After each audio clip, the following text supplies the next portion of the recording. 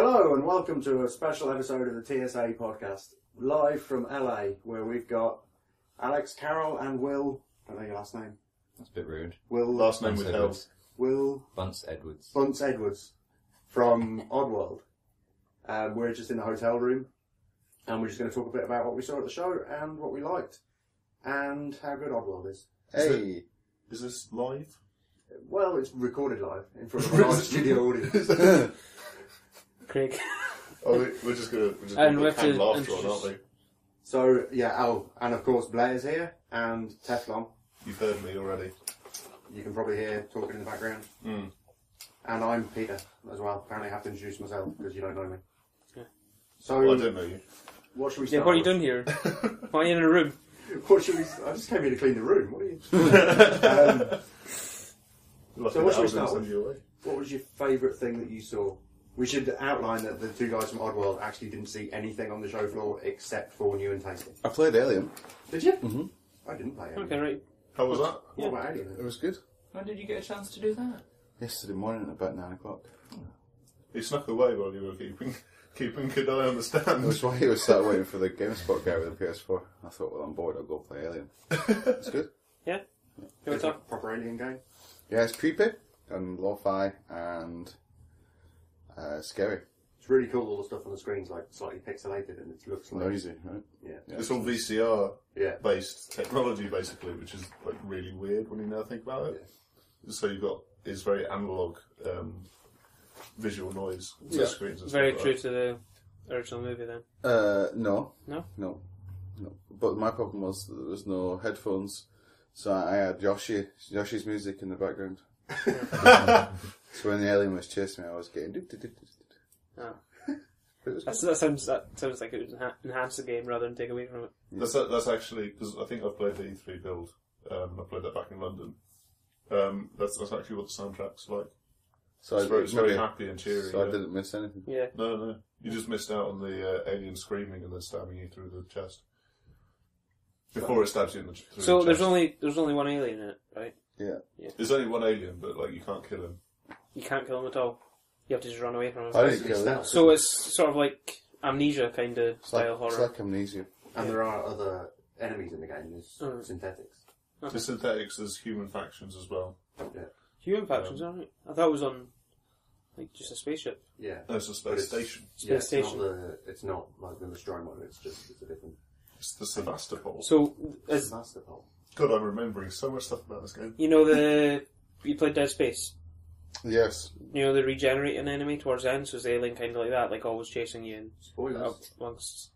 Yeah, I Dead haven't actually Space. finished Been Dead out for a Space. I haven't finished it. There's just a regenerating enemy, like 3/4 of the way through the game. Oh, I hate getting spoiled about What's the regenerating. point? I'm not... What's the Well, point I'm now? not playing Dead Space now. I'm not Okay. playing Alien I'm anymore. not going to finish because this. it's like We've got like 3 chapters left. What's the point? Well done, Blair. you, Just should, because the EA is sale. you need to mark this on the text. If anyone hasn't played the game from 7 years ago, Blair's going to kill it. For Yeah, what timestamp are we? I'll write that down. We're 4 minutes and 21 seconds in. 4 minutes 20. So 4 minutes, massive spoilers. For Dead Space. For Dead Space. Yeah. Yeah, Dead Space. And potentially Alien. I've never And played. Yoshi. And Yoshi. Yoshi. Yeah, Yoshi. It's got happy music. Yoshi's got Spoiled. music in. Yeah. Yeah. So Did you like... Sorry, did you get to the end of the demo? No. No. I got killed and walked away. What happened? I couldn't get to the end. I just died constantly. Spoilers. They played, I saw a video presentation for it and they played it through the end. They played the end bit a couple of different ways. Oh, right. Just to show you that you can like try and rush it or you can try and hide and the alien finds you and stab you. So that level goes, it's sort of like you've got an opening bit where you're avoiding humans. Yeah. Then you go and there's like a reactor Yeah. alarm which you have to set off, and that's when you meet the There's synthetic. a synthetic in there. And the synthetic's pretty creepy. It's got glowing eyes, and because it's not like the Bishop. it's not like Bishop. It's a different company. It's Siegson, I think it is. So he's got glowing eyes, not as advanced. It's still tough. You can't take him out. Well, they killed him in the demo. Okay, you can't take him out by running up behind him and hitting him with a wrench. No. No, he just turns around and Takes throws him you off, halfway kill him. across the room. Yeah, and then the climactic moment, which is where I kept dying time and again. might have been a few little bugs in that build that I played. You're basically trying to get past humans at the same time as an alien is hunting everything that it can possibly get. Yeah. And that's the bit that you saw? Yeah. Yeah. You sort of hide behind a cage and then have to sneak in through a door and get away. Right. Like an escape thing or something. That's cool. So what did anybody else say, Blair? So Evolve and I saw the new monster. I've never played it before, so I didn't see the original monster, but I saw it and I thought it looked pretty uninspired, just this big sort of Hulk thing ravaging and stuff. But then this one's like a sort of H.P. Lovecraft style Kraken, so it's like can fly and throw energy beams and dark matter at you, and it's got big tentacles and sort of like Cthulhu. And then there's there's the same classes, but there's 4 new characters for Assault, Trapper, Support, and Medic. So I played as Assault class, and my job was basically to use my minigun to get long range, but then you had the Trapper, which could throw it's like a mobile dome, yeah, like a dome over the place, so that would stop the... Sounds like the police helicopter. They're coming for you, Blair. Looking for Craig. Looking for Craig. He's running off. He's run off with the DVI cable. Yeah, so Take him down. the Trapper can throw a mobile dome and that traps it in. And when you're at long range, you've got this big minigun on your hand, which is pretty cool. But Can you shoot through the Trapper's dome? You can pass through. You can pass through it, hit can't, but you can't shoot back in. I don't think. So no. Okay. So the whole point is you have to fight it inside the arena, kind of. But it stops it from running away because the person we were playing against they were playing as the monster, but they were treating the monster like it was a tiny little thing and just running away every time we tried to shoot it. And it's like, that's not how you play as a monster. So the monster can obviously evolve and level up. Then it gets stage 1, it's on the ground and crawling around. Stage 2, it starts to fly. Then stage 3, it gets these big super attacks. And basically, the other way that I could stop it was by using my flamethrower, but that only worked at close range. So you had to be quite tactical. You had to go up and sneak round behind it and use your flamethrower. But if it did catch you, you've got a mobile shield that covers you, and it completely... They still throws you away, but it stops getting damaged. So I was often running out with my flamethrower and using my shield and just standing in front of it and flaming it. And then if it does get to a tactical advantage point, you can actually throw a grenade in, which is like a smoke grenade, but it's gas toxic, so it flushes it out. And then, so if it's hiding in between 2 rocks, you can just flush it out into the open, and you can get the mobile arena around it, and it works quite well. So once the monster gets to stage 3, it becomes sort of less of a hunt the monster and more of a defend your own territory. You've got to get back where your nuclear core is or whatever, and defend that from the monster that's attacking, but then the monster's super powerful, so that you've got to be as fast as possible to try and get it, but the monster in our game kept running away. But you could track the monster with this sort of dog type thing, it's kind of like a skag from Borderlands. It's called Daisy, and you followed that around to track the monster. So is that Daisy? No, Daisy. It's not a crossover. It's just Daisy. It's like a little beast type thing, and you followed it round and tracked the monster. Why doesn't the monster kill that thing? I think it could, Cool. but it was like an AI controlled thing. It was really good fun though. I think that's specific to that character, though. That's not for the class as a whole. The Trapper or Tracker, is it Trapper? No, it was just this level. Yeah. It's specific to this level. Oh, it's to that level. Yeah, I think. Oh, okay. So That's I know pretty cool. the nuclear That's core. different. The nuclear core is specific to the level, but I know Yeah. that each level's got this one particular hook. Yeah. Where you can use it to take out the monster at the end game, basically. Yeah.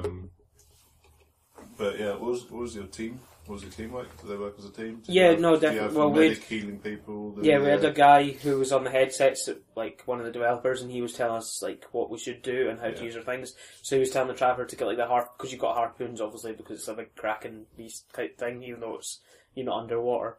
So you can harpoon it, which brings it back to the ground, and then you can get the mobile arena. And then the medic was healing people, and it was quite good because you can heal people even if you're not the medic obviously heals them better and faster. But if I could put my shield on and then go right in amongst where the monster was and heal someone, where the medic couldn't get to. I thought it was a bit weird the way they were presenting that game, because there was a shoutcaster. It was all done like it was meant to be a... Yeah, no, that was thing. they did a tournament as well. they did But a it tournament. doesn't seem like the sort of game that would lend itself to tournaments and Oh, it would. competitive. Really? Yeah. Yeah. And So, like, a you certain could have- way, like, but it is still sort of 4 versus 1, so it's not the same competitive edge, because the person who's the one, they're not playing a multiplayer game, really. They're playing against other people, but they're not playing with other people. Yeah. I don't know if they're going to do like a level where there's 2 monsters or anything, but that No. might be. No, they won't. No, it'll be I'll extra. save that for the whole, sequel. The whole hook, yeah, 4v. 4v1. 4v1+1. Okay, so yeah, that's Evolve, it's pretty good. What have you seen, Ted? I can't remember. I don't know. I saw Rainbow Six. Rainbow Was it Six playable yet? Patriots. Sorry? Rainbow Six. Six Patriots. Rainbow Six Siege Patriots, Jets. I saw that one, yeah. Yeah. That was the one. Cool. Was Yeah, it playable? I got That was hands on. 2010. I got hands on with Rainbow Six Patriots. It was awesome. And then at the end of it, when I stopped playing the game, when I had like 3 hours with it, I stopped playing it, and they said, "Yeah, we cancelled this now." Yeah. We've got this new game called Rainbow Six Siege. Sorry for wasting all of your time. Yeah. I was like, that's no problem. Patriots was awesome. Slightly short campaign. 9 out of 10. It's an official TSA review. Yeah. Be up on the site That's tomorrow. exclusive, officially confirmed by my sources. Yeah, Siege is good though. It's very good. Like I didn't get to go hands on because I was pushed into the presentation at the last minute. I was going to get a wristband to get hands on time afterwards. That's... But I did get some points clarified from the developer. Is it all still quite strategic? You can set up the way you're going to... Yeah, so you always appear as the rainbows. Right. To yourself, so is that count? Oh, so it's like- is that how it works in Counter Strike? I don't know, Counter-Strike America's Army. It works like that Wait, in America's so- Army, yeah. Even if you're like... Whether you're attacking or defending, you appear to your team is the rainbows, but your enemy always appears as the terrorists or.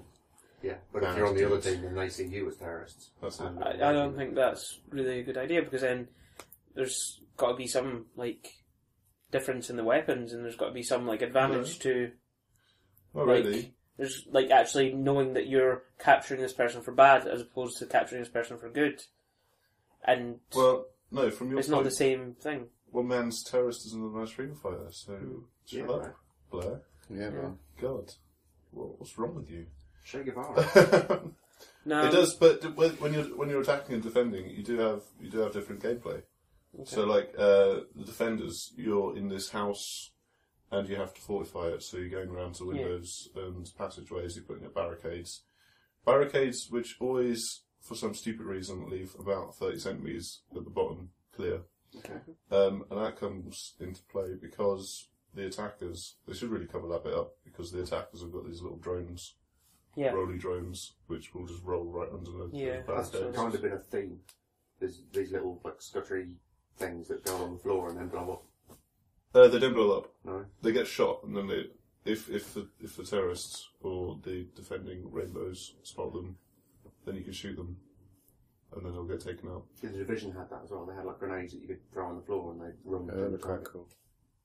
Yeah, I think that's more sci-fi than this is. Okay. This is very much like next 4 or 5 years Future Soldier. technology. Mm-hmm. But those drones are cool. Every person on the attacking team has one of those drones, and you can sort of like coordinate and investigate and see where people are. And so you've got like 2 minutes or so of planning time to set up your defences if you're defending, or figure out where people are when you're attacking and come up with a plan. And then you go at it. Basically, the rainbows have to breach and enter, and find a part of, like, generally try and find a part of the house which isn't heavily defended, so they can get inside. What size are the maps? The map that they showed was like a two-story building and a basement. So I assume they're going to have like different scenarios, like They'll maybe obviously have embassies tons or of different. Yeah, it could be an embassy, it could be any kind of thing. I'd assume they've got different game modes as well. They're just showing this hostage. Is it multiplayer only? No, they will have single player. They're not talking about that yet. Okay. I did ask, just wanted to be sure, but they wanted to show the multiplayer because that's what they're focusing on, it's quite- kind of. dynamic, and I like how you can take out walls and use them as like an advantage. Yeah, that's a really good thing. Yeah. Like, there's a lot of fine detail destruction. Yeah. So, like, you can shoot a hole into a wall or shoot a hole into a barricade and peek through. So, because they had developers on like 10 consoles or 10 PCs, whatever they were, they're just going through one attack, one defense, and it goes on a round basis, but they're not 100% sure on that yet. And like when they were defending, they were shooting little holes in walls, so you could like peek out, see someone running past, and shoot them. Yeah. If you're defending, you've got CCTV as well, and during the action phase, when you're attacking, if your drones have survived, you can actually still use those, which is very cool. So there was one point where it was like, okay, we've got these 3 guys, we think they're in this place. I was going to switch to my drone quickly. Yep, there they are. I'm going to put a breaching charge right next to this guy's face. It's really annoying that it's 5v5 when it's Rainbow Six. Alright, calm down, Hazelin. That is a bit stupid. Yeah, like, It's- they could just put one more player in, and then it'd be 6v6, it'd be Rainbow Six That's how you versus... develop games. It's That'd be easy. too They much. just put one more. Yeah. Huh? You need one on each team. Yeah, but one more for The the two rainbows. Yeah, but both teams are the That's how rainbows. scaling multiplayer systems work. We should really have 6, so we'll just put a 6th in. Yeah, Easy. that sounds It's really simple. Development games just add. You just put Somebody check player that box. dot add one, And then brackets. There's little brackets around Rainbow it. 6 plus 1. and then a semicolon. Well, I saw No Man's Sky. And Blair saw it Alright. too. Bragged. It was awesome. I think from the videos, it's been hard to tell what that game is.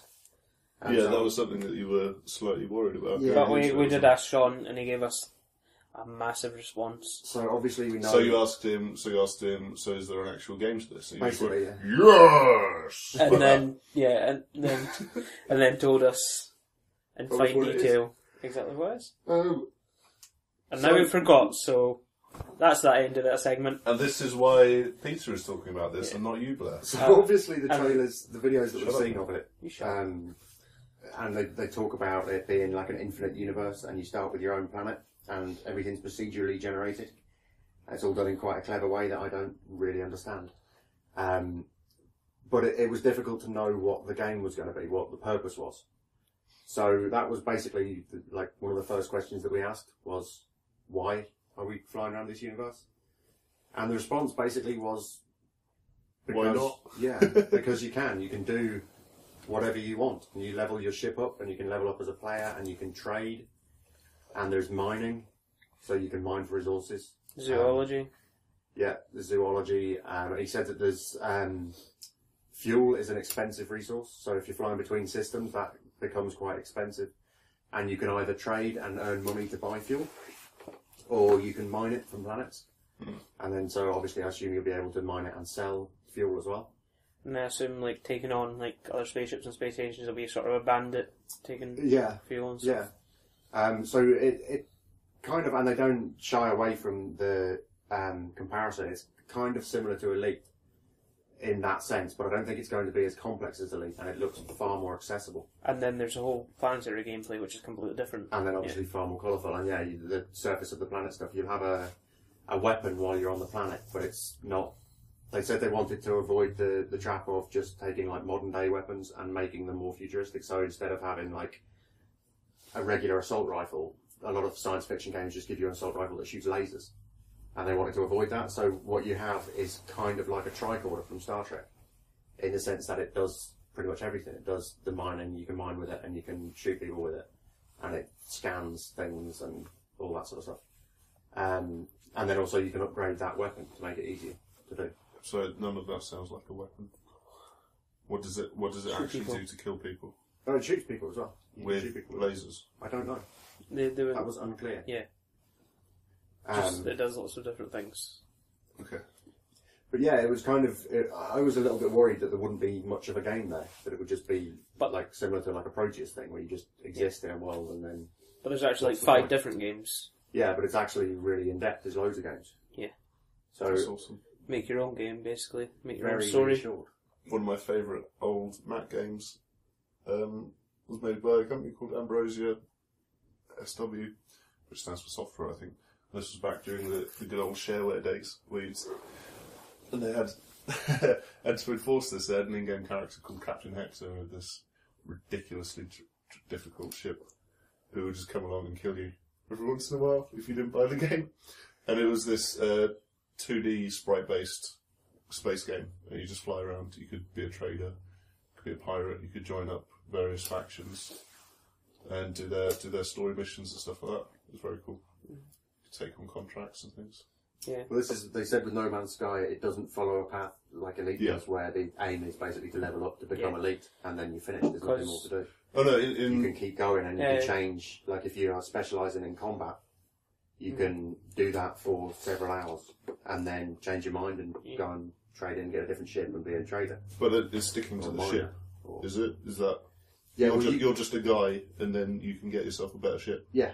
Yeah, but if you trade in a really good, like, shooter ship, then it'll cost you more to get a trader ship. So you'll be back to not level 1, but you can make those. You can make like bad decisions. Yeah, and then so you can be trade like, in your ship and buy. Like you maybe want to be a trader, so you buy a ship with a massive cargo hold, but it only has a very small fuel reservoir.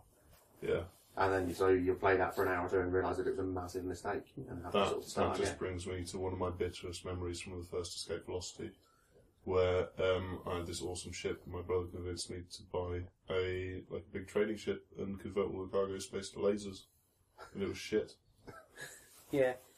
My brother's a dick. The point was, Sean from Hello Games was saying that basically, like whenever he played Elite or that, he got to the top level and then just restarted the game because he just wanted to do it again. So No Man's Sky is going to be sort of like that you can just play it endlessly, and it's never going to be. No two people are going to have the same experience or the same story. Which is you start off on your own different planet, don't you? Yeah. Yeah, but it is procedurally generated, but it is seeds, so you can go to a planet and your experience of that can be the same as somebody else's because they're both based on the same sort of formulas and stuff. And you can meet other people, but it's not multiplayer focused. It's sort of like Journey style. He kind of said it would be there are other people in the universe, but you don't sort of have to interact with them and you don't know who they are necessarily. Yeah, it was really cool. So there's no 4-man co-op? No. No, that was... 4 versus 1. 4 versus 1 co-op. Yeah. It's basically the only game that doesn't have multiplayer co-op. Yeah, that wasn't... Yeah, those other ships you saw in all the trailers, those aren't actually... No, they're wingmen. They're wingmen that you can call in. Call those in with a button and they come in flying. So it's like an upgrade or something. That's cool, but then like the traders, it looked like a trading convoy which you could attack or defend. Yeah, I'll be like AI, I think. Yeah, that's cool. Yeah, it sounded like there was like an ongoing war, basically. Yeah. And just space involved in it. That does kind of nicely tie into the name.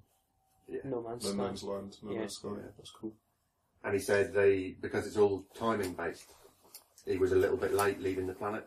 He showed us through the same stuff. I think that was just the demo that he was showing was like timing based. And he was a little bit late leaving the planet, so he missed the convoy. And he said that it will be back, but it'll be back in like 2 weeks.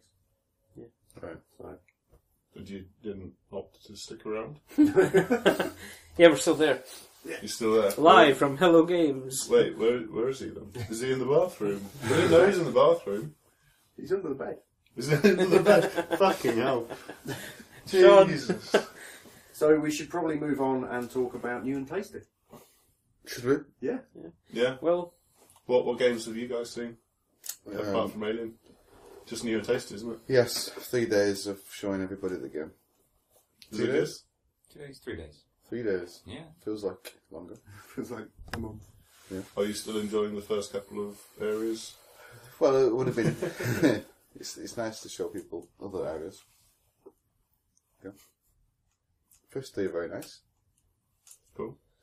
What kind of reaction did you get? Who was it that was coming along to see it and stuff? I think everybody, right?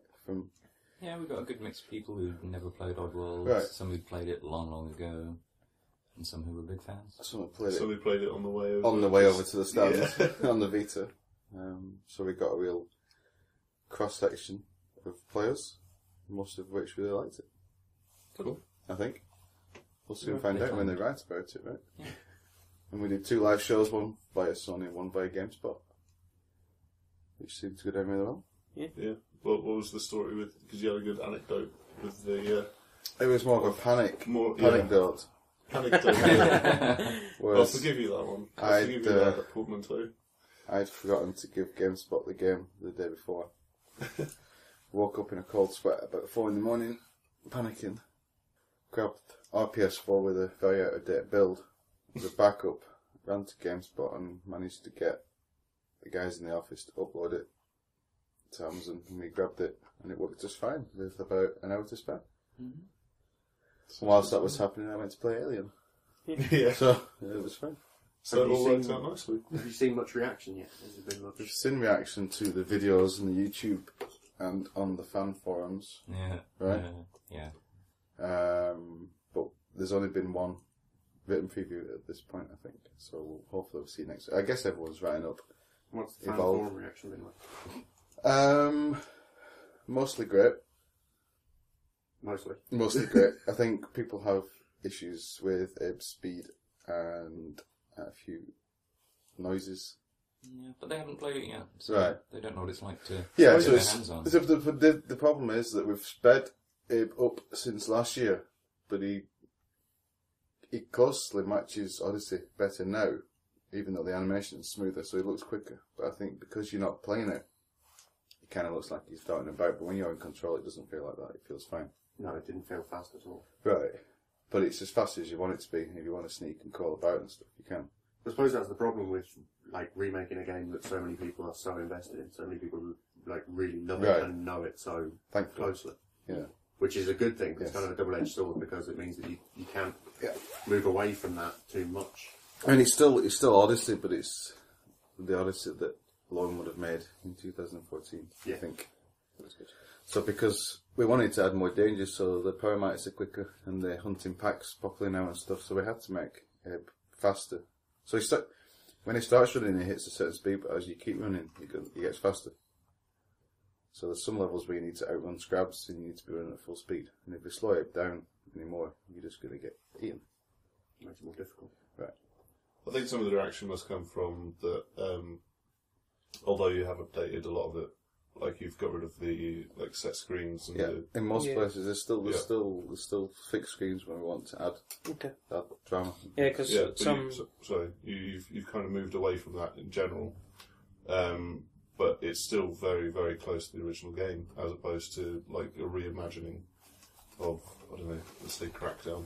I think the camera angles really help. Yeah. I think they kind of help because you can see, so there's so much more going on in the level, it's so much busier. And there's sort of all the background animation and stuff that's going on. And I think those it's just a lot more fluid. change of camera angles help you see all that and still see the character at the front. We had a few instances where people freaked out because in the original, if you left the screen, like a slig wouldn't chase you, right? Yeah. So some people tried that and then they panicked because obviously we can't do that anymore. So if someone moves into a different screen, even though it's a camera shift, you're still getting chased. So You can't see that you're getting chased because the chasing slig is off screen. right, and then he comes in and shoots him. They sort of turn around, hopefully. Right, And think, and then sneak back out, and there he is. Yeah. So the AI is a lot smarter. Like I said, Paramites hunt properly now, and Scrubs you can kind of tease a little. Did you put a jump button in yet? For Abe? yeah, I have jumps. It's got all sorts of different But ones. on X, I mean. Yes, X is now jump. Oh, awesome. That's good. What was it for? Triangle. And we went through weeks of trying to figure out how to make him feel more modern, I guess, in his jumps. So now instead of pressing triangle, triangle would hop sideways in the last one, right? But now X jumps up and it's X in direction to hop, like most other platforms. But it was tough to get that right. But no one had a problem with that at all. No, once they figured it out. The only thing that people had an issue with every single time was pressing up to enter a door, and we've got it on square. Because sometimes we use up for hoist, and you sometimes need to hoist in the door. X? Because they both do the same thing. Everyone will press it up. Pushing up. So we need to... Yeah, that's like kind of common like Rayman and Mario and... Yeah, but in Rayman, you don't have up for hoist, it's just jump. And we wanted to keep some bits from the original, so if you're near a ledge and you press up, you'll grab down. Yeah, obviously there'll be doors on it near ledges and that. Exactly. And we've got like an intelligent priority system, so even though it's square, if you're near Elam, he'll mount Elam before he'll pull a lever, so it's kind of laid so you'll know what he's going to do. So we just wanted to make sure there was no instance where you pressed it but it didn't do what you thought it was going to do. So And you announced a release date? 22nd of July. 23rd in Europe. Yeah, on PS4. What's the Xbox One release date? It's a bit further on. Does it just come to PS4 first, Yes, and then PC and... PS4 first, and then PS3 and Vita to follow when we can. Yeah. And then PC soon, and then Mac and Linux and Wii U and Xbox and Spectrum. Spectrum. No Confirmed. Love for the Commodore 64. No, none. Spectrum one's When it's nice. gone to PS1? When it's not. You can buy the original one. Yeah, no, I mean the original. Is it going to PS1? What year? 97. When's it coming? Yeah, okay. What you on Oh, about, Blair? I was just wondering when it's Are we in time travel to... 96? Yeah, we're in 1996. Right, okay. So yeah, it's been great fun, hasn't it? It's been tiring. I'm but it's 3 been years old. It's been very good. You're, I think that's just E3 in general. good. Yeah. It's Yeah. been good, but it's so tiring. But especially for like you that have been basically crunching with this game for months now. So you've kind of done E3 on the back of several weeks of not sleeping. Yeah, and it's been good to show people, but it'd be good to show people more soon. And there's the psychological warfare of seeing the exact same game 3 days constantly. The same 3 levels. Same 3 levels. Yeah. But that's how it is. Oh, good. And then once it's out in July, we're moving on to the next thing. We're moving on to the other formats. The other formats. Yes. Yeah. Spectrum first. So- but- Spectrum So first. Spectrum. you'd still be playing those same 3 levels just on different machines. Yeah, we just get work on Xbox, and then we're good. But the Xbox thing's good. It's good for everybody. Yeah, it did.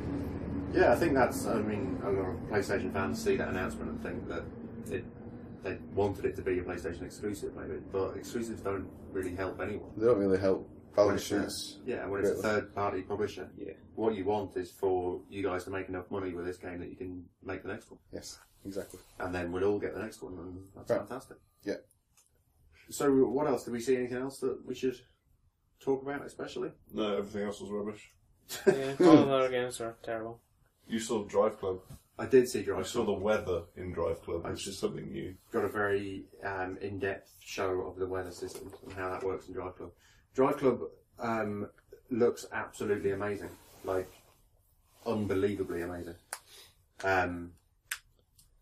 And the attention to detail is something that obviously they talked about quite a lot, and from like the very first announcement, things like being able to brush the suede of the seats in different directions and see how that affects it, and then rendering layers of paint and lacquer on the cars. And all that is like, that's fairly ridiculous. It doesn't make much of a difference to playing the game. But it's nice to have it, and it's nice to, it would make for a fantastic photo mode. They have to put photo Like mode in. screenshots and stuff, and that's not something that they've got for launch. They said that they don't have like a photo mode for I launch. think that's what the other day when we were talking about things that I suggested to them. But yeah, I think Yeah. that's something that I said But you need to it's- have a photo mode, and they're like, oh yeah. yeah, it seems to kind of come up, and they did say that it's not for launch, but they are Good. looking at it. Just get the... Who was it? Was it not like a third-party team that did the infamous one? I don't think so. Or was it Just- internal? No, that was just it took one guy 2 days. Just get into it. But that really is, and like the dev build that they were showing, just get him to do It's not quite as portable as that. Yeah. the it was they were showing a dev build, so it was they could like pull the camera out and free fly around the world. Well, I mean, what they did with Infamous was they just wrapped up the developer tools Yeah. for taking photos Yeah. in an easily manageable way for Yeah. PS4, It's basically just you. and they can do that kind of thing for Drive Club. And it would be really cool because some of the stuff they did with the day and night stuff, it's in a completely different. The game looks completely different from day to night. Yeah. And the nighttime stuff, especially with like the weather that they showed, after it rains, they switched it to nighttime when the surface of the road was wet and the brakes are glowing and you can see the drops of water on the sides of the cars and all. It looks fantastic.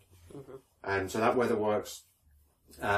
It's a global thing. It's not just like consigned to the track. There's no background. So if it rains on like the mountains that you can see away in the distance as well. So, and that affects, with the lighting in the game, that will affect things like where the sunlight comes from. So if it rains on the road and then the rain stops, when you're driving towards the sun, you get the huge reflections off the road. But you also get to see things like sunlight glinting off the tops of mountains because the mountains are wet.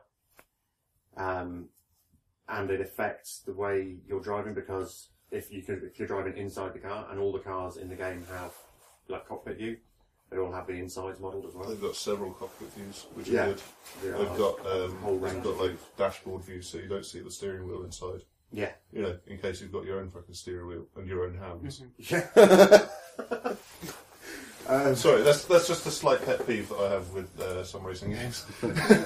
But in those views, you'll be able to see the rain on the water, on the windscreen, and when the windscreen wipers are on, it will move the water sort of realistically. So you can have, if it's raining heavily, you can have a lot of water moving on the windscreen and raining. The one thing they said wasn't quite maybe as realistic as it should perhaps have been was the snow. And that was because when they put the snow into the game, it was like 20 times more than it is now. And they basically couldn't see out of the car. Which is very realistic if anybody's ever driven in snow. If it's snowing and you have your lights on at night, you can't see anything. So they sort of had to dial that back a little bit. They should have blizzard conditions. But I want to crawl around a track in a Porsche 911 in a fucking blizzard. At 15 miles an hour. Yeah. I want to have to get out of my car and put snow chains on, so I've got some actual fucking traction. Especially in the Scotland track. Yeah. Yeah, this is basically So it's Scotland. quite common. Yeah. Yeah. Well, they have, I think the weather is specific to the track locations, I think. So Scotland has rain Oh, good. and Norway has snow, but they didn't show snow in Scotland. They showed it specifically to the locations. They'll have figured out like the varying percentages and that nonsense. So yeah, but it is all like it looks absolutely fantastic. It does. Mm-hmm. I had a quick go with Forza Horizon. Is it 2? Yeah, Forza Horizon 2. Yeah. And I feel quite, I don't know, that was just on the show floor and there were literally 3 people queuing for it. Compared to Sunset Overdrive, which was just rammed. And I was just like, oh, that's actually a bit of a shame. Yeah, graphically, it's not quite at the same ridiculous level as Drive Club. I'm not sure what it is. I think it feels like they're not going for realism. They're going for like a take on realism. Well, yeah, that's what With the Horizon cars. is, isn't it? Like Forza 5 is more closer to Drive Club, and Horizon sort of, Well, Drive Club and with a Need for Speed kind of It's thing. not a simulation, but with No, regards it's very to, much like Forza though, because Forza's not. Well, it's like even less than proper, Forza. There's yeah. no like Drive Club doesn't have. You can't change your suspension or Yeah. your engine tuning or anything in Drive Club. Yeah. But what I mean is that whereas Drive Club has gone for absolute verisimilitude with the cars. Absolute what? Verisimilitude? Yeah. I think I already said that word right. I hope I did. Yeah. Did I say it right? Yeah. Yes. Get in. Like, it feels like Forza Horizon's going for that like kind of ultra realism where it's like tweaking with it. So like the cars seem to have a kind of almost a pastel-y look to them. Weird. I'm not sure. It's ever so slight, but it's just one of those tiny little things where you think, that's not what I'd expect from Forza. And then just in terms of gameplay, like it's like it's almost like Rallycross in terms of the levels. It's sort of like point to point was the track. Sort of like Test Drive, kind of. Yeah, maybe. I've never really played Test Drive, but you can kind of go wherever you want on that, Yeah. can't you? Yeah. Yeah. So it's a point-to-point track, and you've got different routes and stuff, and you can cut through fields and things like that, and it's giving you points for causing. It gives you points for everything. It gives you points for causing damage to the scenery, for not causing damage to the scenery, which is a bit mental. It's good. It's Forza Horizon. It's not Drive Club. It's not Gran Turismo. It's an interesting. Not Project Cars. It's not Project Cars. And Project Cars, because I had to go on that. That does not. That has no anti-aliasing. No, I played Project Cars as well, and it looks okay. I imagine still shots and treated shots would look okay, but gameplay it has no anti-aliasing. And that is really noticeable. And it's very noticeable. It looks like Because all they've shown is the PC version before. I played on PS4 and it's it looks like 2 or 3 year old game. Yeah. In terms of the aliasing. Yeah. I didn't think it played particularly well. It was a little bit. Isn't it the guys that did unforgiving and Shift 2? Mm. And Is it? Shift, I think, Boring. and I was not happy with the handling in those games. No. There was, I think his problem is with collisions and the physics based around collisions. Because I'd bump into someone and I'd completely lose control of my car. Yeah. And the day-night stuff in Project Cars was very disorienting. And that might just be because it's a speeded up thing for the demo to show it. But I started a race in pure broad sunlight, and like half a lap later it was pitch black night time. That's very quick. I don't think it's even that quick in Drive Club. No. Definitely not in Gran Turismo. Which was quite distracting. It meant that like halfway around the track I was like, where have I driven underground? What is going on here? I do have hopes for it. I mean, they're clearly still going to be tweaking stuff all the way up until launch. Yeah. They'll be getting more optimization out of that PS4 hardware. They will absolutely have to put on some anti-aliasing, even if it's FXAA, which is like cheap, but not that great, but it does the job. It gets rid of something. Because I don't think it didn't feel like there was any at all. Did not look good. But I do have hopes. I'm hopeful that they can actually figure out what they need to do. Well, yeah, this is the thing with E3 is a lot of the stuff that they show is it's still several months away, and like the last thing that they do quite often is the sort of last pass of polish and screen effects. I think that's one good thing for Drive Club, that they've had such a long time to really polish it. Yeah, and I mean they talked about how much they sort of not regret, but how unfortunate it was that they missed launch and had to put that back by it'll be 11 months. How unfortunate that was, but at the same time it meant that they could fix the interface. And fixing the interface, especially after the reaction to Gran Turismo 5 that didn't have a great interface. But there's a big difference to what Drive Club were going to be trying for last year and what Gran Turismo 5 did, which was literally put every single option on one single screen. Gran Turismo 5 or 6? Gran Turismo 5. 6 is a lot better. Even that pales in comparison to Drive Club's. And for a game like Drive Club, things like the interface and how quickly it gets you in and out of races, which is unbelievable as well, like 10-15 seconds between tracks. Yeah. Load times is just ridiculous. They are chucking so much data around during that 10-15 seconds as well. It's incredible. They just seem to have they've used that delay in really clever ways to fix things about the game that will make a massive difference. They've used that delay to do all of the boring, horrible, grindy stuff, which is completely unglamorous. Yeah. But does make it a much better experience. And also record the audio from Ferraris. And then send it back. No, it was BMW and Mercedes which said, actually, can we get a copy of that? That's quite good audio. Yeah, we would like to use that, please. So, is there anything else that anyone wants to talk about, or shall we just wrap up? I think we've been talking long enough. Go to the beach, get some beer, beach, pub, all beach, of that stuff. Okay, so that has been the special recorded live in front of a studio audience episode podcast of the Sixth Axis podcast. I don't know, I'm too tired to really carry on. So yeah, it's really late in the day, isn't it, Bisa? Well, it's really early in the day, but it's late in the week. I feel like I've been here for that's true. About a month. We have. Yeah, wow. Pretty much. We got here in April. What's my exams? So yeah, that's it. That's everything from us. So say goodbye, everyone. Bye, everyone. Bye, everyone. Bye, Sean. Thanks for coming, Craig. Okay, Sean, get out from under the bed.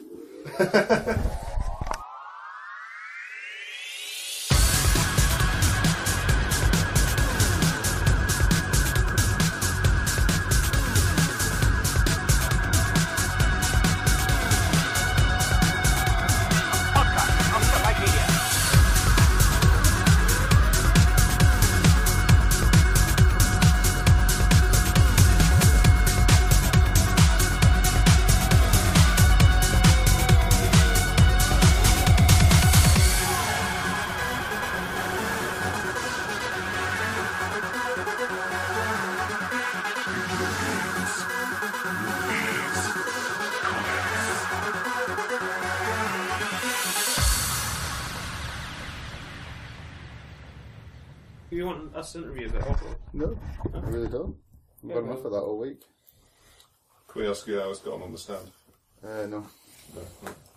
What do you actually want to talk I about? don't. I just thought I'd come over here because He just wants to leave his bags. can't check our bags in yet. Is that really it? Yeah, Is it started? We should really save this for the actual podcast. Yeah. The thing's recorded.